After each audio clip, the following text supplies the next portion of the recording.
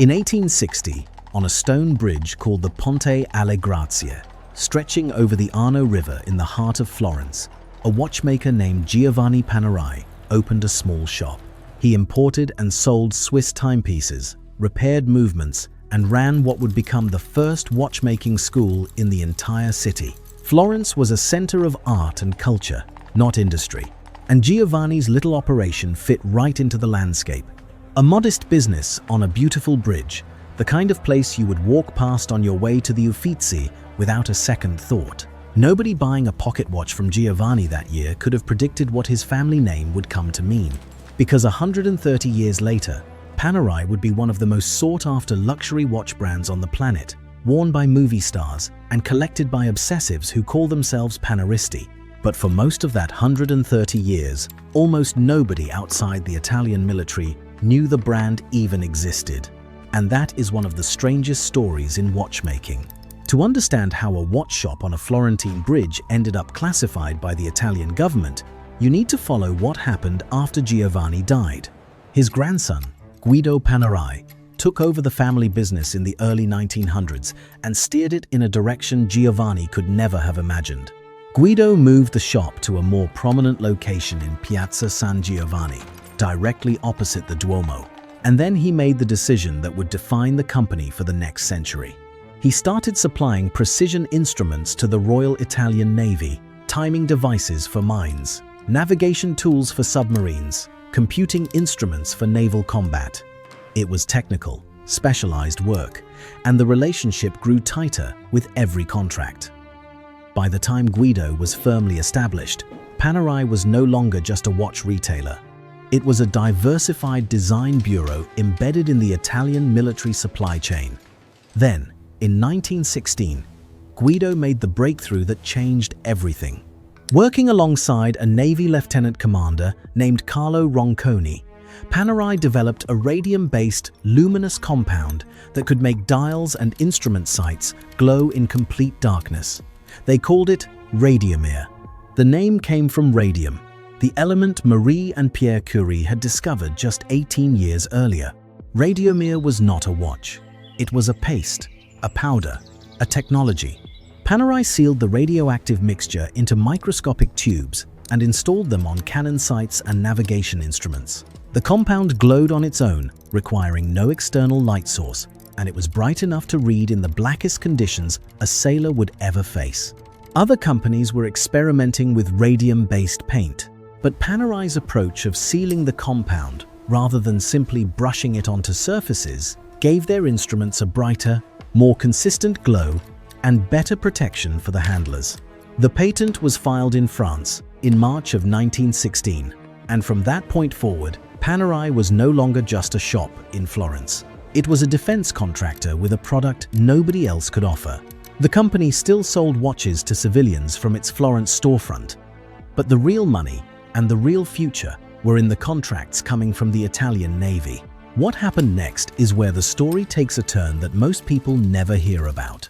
In 1935, the Italian Royal Navy launched a secret program to develop underwater assault vehicles and train specialized combat swimmers. These were frogmen, elite divers who would ride submersible torpedoes into enemy harbors and attach explosives to the hulls of warships. Italy had pioneered these tactics during the First World War, and in the interwar period, the development of portable underwater breathing equipment called the Davis rebreather made the concept far more practical. The program was classified from day one, and the Navy needed equipment that could survive the missions. They needed a watch that was waterproof, luminous, and readable even in muddy port waters at night. The specifications were precise. A large dial, perfect legibility in the worst conditions imaginable, total reliability under pressure, both literal and figurative. So they turned to the one company that had been supplying them with glowing instruments for 2 decades. They turned to Panerai. Here is where a detail comes in that surprises even serious watch collectors. Panerai did not actually build these watches alone. Giuseppe Panerai, Guido's son, understood that no Italian company at the time could manufacture a waterproof watch case at the level the Navy demanded. So he looked abroad for collaboration. he went to Rolex. The Swiss watchmaker supplied fully assembled cases and reliable pocket watch movements that could handle the oversized dimensions, and Panerai applied its luminous Radiomir compound, assembled the watches with their distinctive sandwich dials, and delivered the finished product. The sandwich dial was an innovation in itself. Instead of painting luminous material directly onto a single dial surface, Panerai used two layers. The bottom layer was coated with the Radiomir compound, and the top layer had the numerals and indices cut out, allowing the glow to shine through. This created sharper, more consistent luminosity than any single-layer application could achieve. In 1936, 10 prototypes of what we now call the Panerai Radiomir were distributed to frogmen commandos of the 1st Submarine Group Command of the Royal Italian Navy. These were 47mm watches, enormous by the standards of that era. Most men's watches in the 1930s were around 30 to 34mm across. The Radiomir was almost half again as large, and it was built that way on purpose, because a diver working in black water at night needed to glance at his wrist and read the time instantly, with no hesitation. By 1938, after several modifications and refinements, the watches were being delivered to the military in operational quantities. Those prototype watches made Panerai the creator of the first professional underwater military watch in history, and almost nobody knew about it. The watches were classified, the program was classified. The frogmen who wore them were classified. If you were an Italian civilian in 1937, you could walk into the Panerai shop in Florence and buy a Swiss pocket watch, and you would have no idea that in the back rooms of the very same company, military watches were being assembled for secret underwater operations. This is the part of the story where it stops being about watches and starts being about war. On December 19, 1941, 6 Italian Navy divers from the 10th Flottiglia MAS carried out one of the most audacious special operations of the entire Second World War. The unit's full name was the 10th Light Flotilla, and its frogmen were among the most daring combat swimmers any navy had ever produced. The target was the British naval base at Alexandria, Egypt, where 2 of the Royal Navy's most important battleships were moored, HMS Queen Elizabeth and HMS Valiant. Both had recently been modernized to the standard of frontline capital ships, and together they formed the backbone of the British Mediterranean fleet. The Italian submarine Sire had departed from La Spezia in early December, carrying 3 manned torpedoes in containers mounted to its hull. At the island of Leros, in the Aegean Sea, the submarine secretly picked up 6 crewmen. These torpedoes were not the kind you fire and forget. The Italians called them siluro a lenta corsa, slow-running torpedoes, but the crews had their own name for them, maiali, pigs. Each was a roughly 7-meter submersible vehicle that 2 men would ride in an exposed sitting position, like an underwater motorcycle, steering toward the target, detaching the explosive warhead, attaching it to the hull, and then trying to escape before detonation. The men who rode them wore Panerai watches on their wrists. 6 men, 3 torpedoes, 1 heavily defended harbor. On the night of December 18th, the Sire approached to within about 2 kilometers of Alexandria's commercial harbor and released the 3-man torpedoes at a depth of 15 meters. The frogmen followed in the wake of British destroyers passing through the harbor defense boom and slipped inside. Once through, each 2-man team separated toward its assigned target. The mission nearly fell apart, almost immediately. Lieutenant Luigi Durand de la Penne and his partner Emilio Bianchi were assigned to the Valiant, but their torpedo's engine died about 50 meters from the ship. Bianchi's breathing apparatus malfunctioned and he lost consciousness. He had to surface. That left de la Penne alone in the dark, manually pushing a massive torpedo along the harbor floor toward the keel of a 30,000-ton British battleship.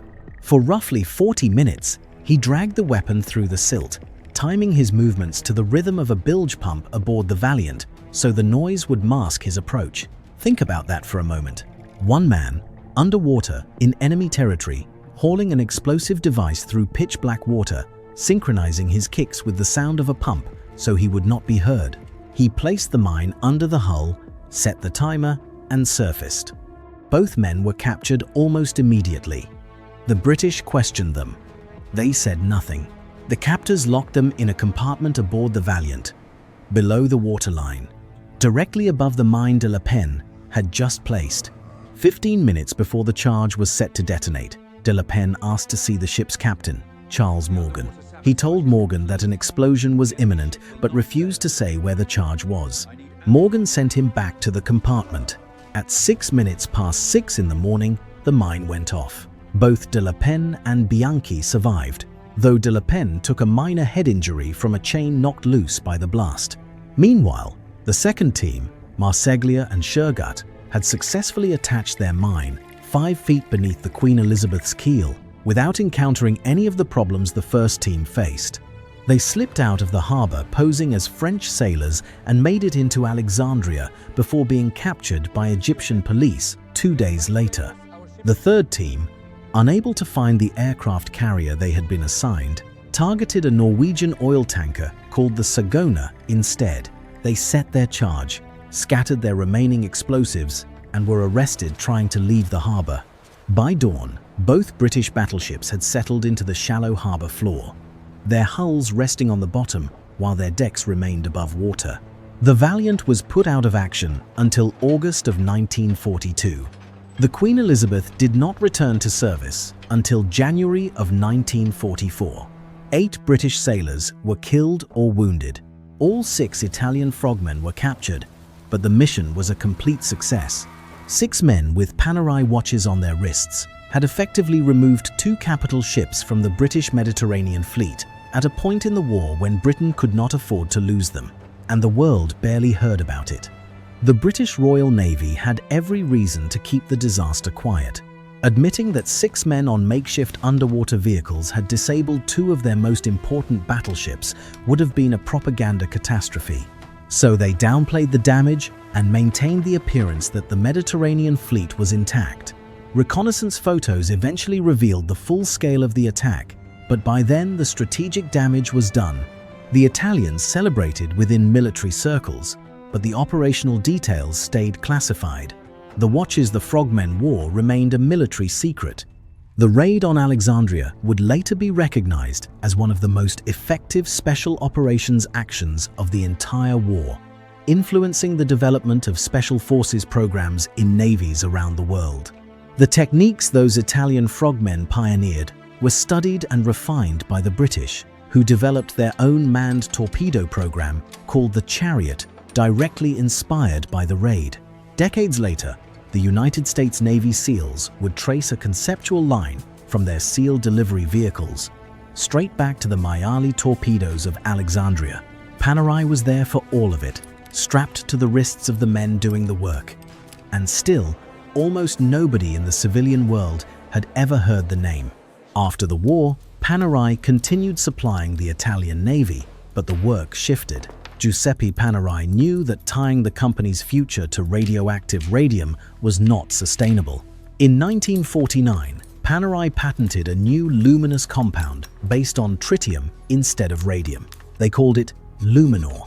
That name would eventually become the most recognized word in the company's vocabulary. In the mid-1950s, Panerai developed its signature crown protecting bridge, a lever mechanism that locked the winding crown against the case to prevent water intrusion during dives. That small piece of engineering would become the single most recognizable design element on any Panerai watch for the next 70 years. The company also took on foreign military contracts during this period. In 1956, Panerai built a massive 60mm dive watch for the Egyptian Navy, designated the GPF-2/56. Collectors later nicknamed it the Egiziano, meaning the Egyptian. It was an enormous instrument with a rotating bezel and the newly developed crown guard. Egyptian frogmen wore it during the Suez Crisis when their divers blocked the Suez Canal by sinking ships at its entrance. Panerai watches were once again being worn during combat operations, and once again the outside world knew nothing about it. Then in 1972, Giuseppe Panerai died without children, and the business was given an ultimatum. Either Dino Zay, a retired Navy colonel who had spent his career procuring instruments for the Navy's classified operations, would take over, or the Navy itself would shut the company down. Zai accepted, renamed it Officine Panerai, and narrowed the focus to diving instruments, compasses, depth gauges, underwater torches. The watch production continued for military clients, but in vanishingly small numbers. This is the era that makes certain Panerai watches nearly mythical among collectors today. Almost nobody knew these watches existed. There was no collector market, no press coverage, and not a single grey market dealer trading in them. Just the Italian Navy quietly issuing instruments to its combat swimmers, who wore them on missions and either returned them or did not. The watches that survived from this period are among the rarest timepieces in the world. For nearly 2 decades under Zai, Panerai existed in a kind of twilight, still making military equipment, still bound by Italian Navy supply contracts that were covered by military secrecy, still completely invisible to the civilian world. You could walk through Florence, past the Panerai storefront in the Piazza San Giovanni, and have no idea that behind the retail operation was a classified defense supplier with roots in the most dramatic naval combat operations of the 20th century. The Italian Navy's needs were evolving, and electronic instruments were replacing many of the mechanical tools Panerai had spent decades perfecting. The volume of orders kept shrinking. By the late 1980s, Panerai's position as a military supplier was no longer financially sustainable. The company that had survived 2 world wars and a Cold War was now facing a threat that none of its waterproof cases could protect against. It was running out of money. What happened next came from an unlikely direction. A Japanese watch magazine published an article highlighting Panerai's military history, and it generated a burst of interest among collectors in Asia who had never heard of the brand. Zai saw an opening. In September of 1993, Officine Panerai did something it had never done in over 130 years. It released watches for civilians. The first collection included the Luminor, the Luminor Marina, and the Mare Nostrum chronograph, all designed as limited editions that drew direct inspiration from the watches Panerai had built for World War II commandos. The collection was unveiled aboard the Durand de la Penne, an Italian Navy destroyer named after the very frogmen who had dragged that torpedo through Alexandria harbor 52 years earlier. Only 677 pieces of the first Luminor reference were produced. Consumer response was limited. Panerai was unknown outside Italy, and within Italy, most people had no idea the company made watches at all. The brand had spent so long behind military secrecy agreements that it had essentially no public identity. The classification that had protected Panerai for decades was now the thing keeping customers away. But something unexpected happened in 1995. Sylvester Stallone was in Italy filming a disaster movie called Daylight. The most popular version of the story says he wandered into the Panerai shop in Florence, saw the Luminor with its oversized case and that distinctive crown guard lever, and bought one immediately. A less romantic account credits a well-connected man named Monty Shadow, a photographer from the former Yugoslavia who moved in celebrity circles across Europe and America. Shadow was close with Johann Rupert, the head of the Vendome group that would later become Richemont. Whether it was a random encounter or a brokered introduction, the result was the same. Stallone started wearing a Panerai Luminor, and then he wore it in the movie. When Daylight was released on December 6, 1996, audiences watched Stallone fight through explosions and flooded tunnels with that Panerai on his wrist for every single scene. At 44mm, it was enormous compared to the sport watches most men wore at the time. The typical luxury sport watch in the mid-90s was 40mm or smaller. Stallone's Panerai looked different from everything else on screen, and people noticed. Stallone himself later said the watch went through hell in every scene, and he never took it off during the entire production. Stallone did not stop at wearing one. He commissioned Panerai to create a batch of custom models with his name on the dial, a limited series called the Slytech editions. He gave Panerai watches to his friends, including Arnold Schwarzenegger, who wore one in his own film Eraser, also released in 1996. At a Planet Hollywood opening in Berlin that September, Stallone gifted Schwarzenegger a unique gold-plated Luminor that had been specially made for him. Two of the biggest action stars on the planet were now walking around with these massive Italian military dive watches on their wrists, and the watch world could not stop talking about it. The attention from Hollywood did what 130 years of military service never could. It made people want a Panerai. Phillips, the auction house, would later describe Stallone's Luminor as a Genesis watch that shaped the modern Swiss watchmaking industry. Paul Boutros, head of watches for the Americas at Phillips, said Stallone influenced the way people wear watches with that single timepiece. It was the watch that changed the game, according to Boutros. The entire trend of oversized luxury sport watches that dominated the 2000s traces a direct line back to Stallone's Panerai Luminor in daylight. In December of 2020, Stallone put that exact watch up for auction at Phillips in New York. Estimated to sell for between $40,000 and $80,000, it attracted 18 bids over more than 4 minutes and sold for $214,200. The watch was still on its original sharkskin strap, never polished, never restored. Stallone included a handwritten note and a signed lobby card from the film. Everything accelerated after daylight.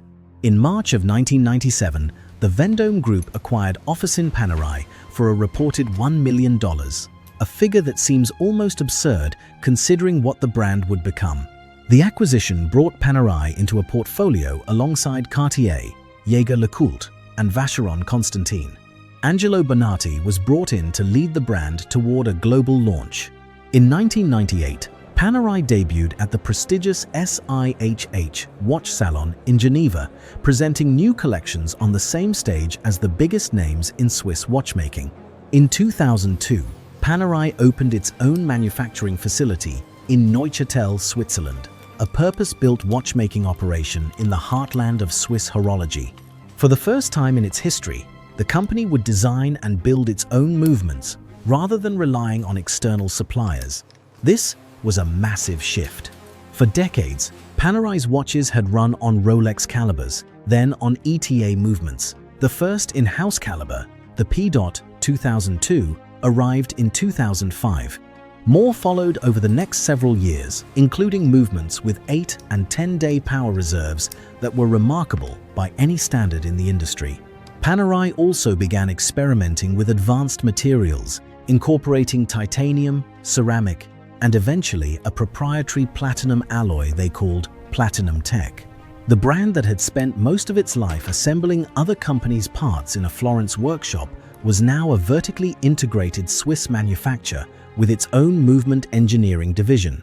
The pre-Vendome watches, the pieces made between 1993 and 1997 before the Richemont acquisition, became the most collected Panerais in existence. They represented the honest bridge between military tool and luxury object, with externally sourced movements, simple finishing, and cases that carried the full weight of the original classified designs. Collectors paid premiums of 20 to 30% above original retail prices to own one. They were artifacts from a company that was still figuring out what it meant to sell watches to people who had never needed to read the time while planting a mine on a battleship hull. What sets Panerai apart from almost every other luxury watch brand is how real its military heritage is. Most brands that claim military connections are stretching thin associations into marketing material. Panerai's watches were literally classified by the Italian government. They were worn on combat missions that changed naval warfare. The raid on Alexandria influenced special forces development in multiple countries. The British developed their own manned torpedo program, the Chariot, directly inspired by what the Italian frogmen accomplished. The United States Navy SEALs traced the lineage of their SEAL delivery vehicles back to the very maiali that carried De La Penne and his men into Alexandria harbor. Panerai was there for all of it. And none of it was designed as a brand story. It was real. The brand nearly disappeared. If that Japanese magazine article had not been published, if Zai had not gambled on a civilian launch, if Stallone had walked past the Florence shop without stopping, Panerai might still be an obscure Italian supplier making depth gauges for a navy that no longer needed them. The entire luxury empire that exists today balanced on a series of accidents and timing. Today, Panerai is unmistakable. You can identify a Luminor from across a room by the cushion-shaped case and that lever over the crown. Walk into any serious watch shop in New York, London, Tokyo, or Dubai, and you will find Panerai sitting alongside the most established names in Swiss horology. The brand offers collections including the Luminor, the Radiomir, the Luminor Due, and the Submersible, each rooted in a different chapter of its military past. Prices range from several $1,000s for entry-level models to six figures for complicated limited editions in precious metals.